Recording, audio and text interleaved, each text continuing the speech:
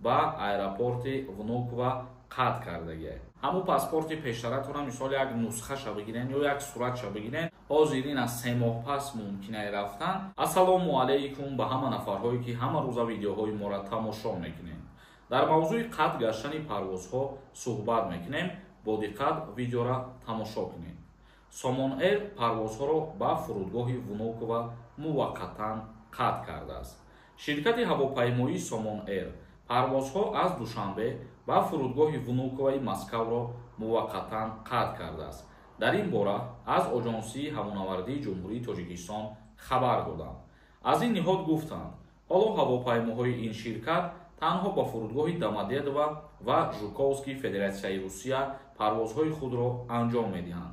яъне ки ширкати ҳавопаймоии Somon Air тӯли як муддат парвозҳои худша аз ҷумҳурии Тоҷикистон аз шаҳри Душанбе ба аэропорти Внуково қатъ кардагиаст. лекин дар хабар гуфта шудааст ки аз ширкати ҳавопаймоии Somon Air ягон хабар додагӣ нестанд ки сабаби қатъ гардонидани парвозҳо аз шаҳри Душанбе ба Внуково барои чӣ мебошад. чхеле ки медонед вақтҳои охир бисёре аз рейсҳое ки ба аэропортҳои шаҳри Москва парвозҳои худшона андом метиҳанд, мутаассифона бигем бисёри нафаршона обратно аз рейс мегардонанд, яъне ки ба Федератсияи Русия ворид шиданашон намемонанд.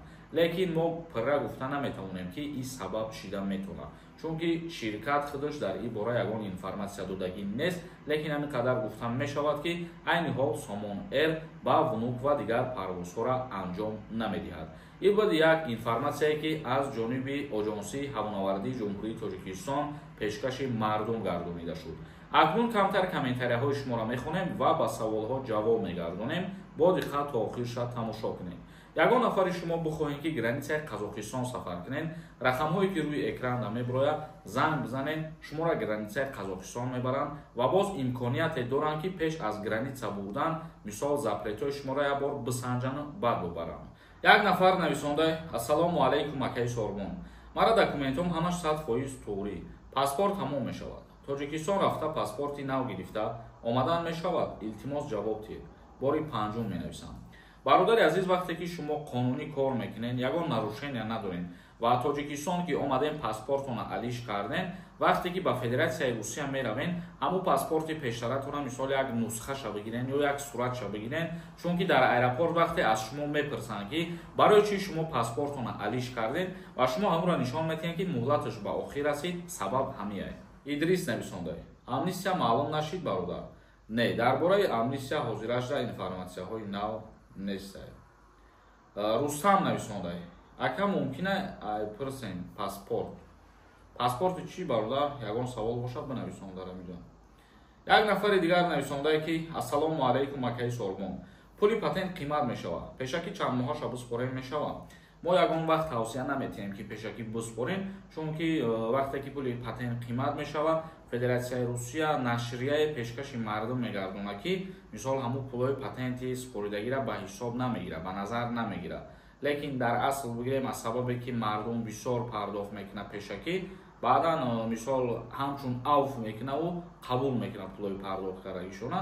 лекин ҳамун сари вақт ҳар моҳаша биспорем, фикри шахсии ман ҳамяе ки хубтар е бародар.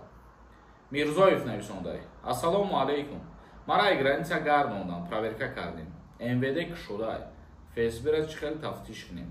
вақте ки шуморо гардонда бошанд, мо доим дар видеоҳомон мегӯем ки аз ҳама ҷое ки дилпирияй бародарои азиз дар шаҳри Душанбе ки бошен, мерен ба шуғли аҳолӣ муроҷиат мекунен. дар уҷа ҷои шиноснома ва раводид вуҷуд дорад ки дар уҷа тамоми линияҳои шуморо, тамоми проблемаҳои шуморо метавонанд проверка кунанд ва 100% бигӯянд ки шумо метавонед рафта ё ин ки не. Раҷабалиев нависонда: салом акаи Сорбон, ма Россия рафтанем, 2 моҳа гости, мегӯям дуюмбора 1 сол пас метавонӣ рафта. ҳамин роста яка.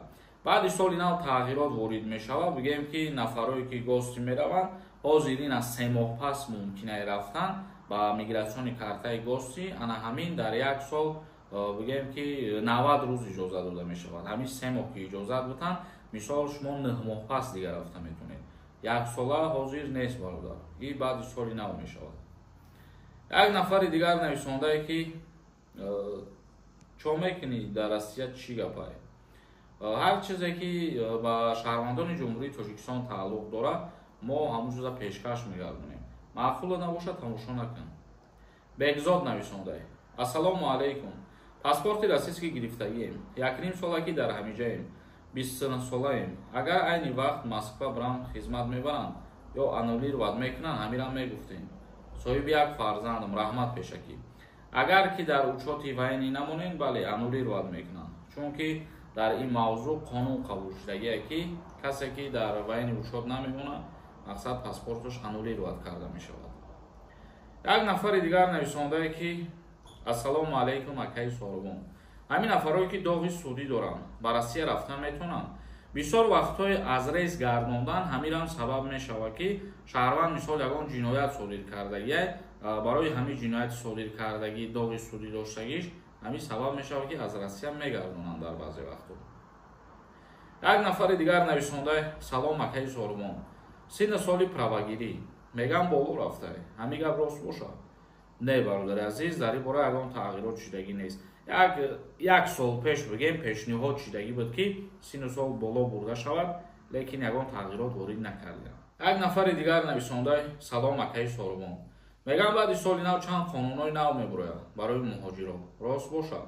акнун ин ҳамасола ба назар мерасад ки мисол тағйиротҳо ба қонуни муҳоҷират мешавад, мисол ё нархи патент боло меравад ё административни штрафҳо боло мераванд.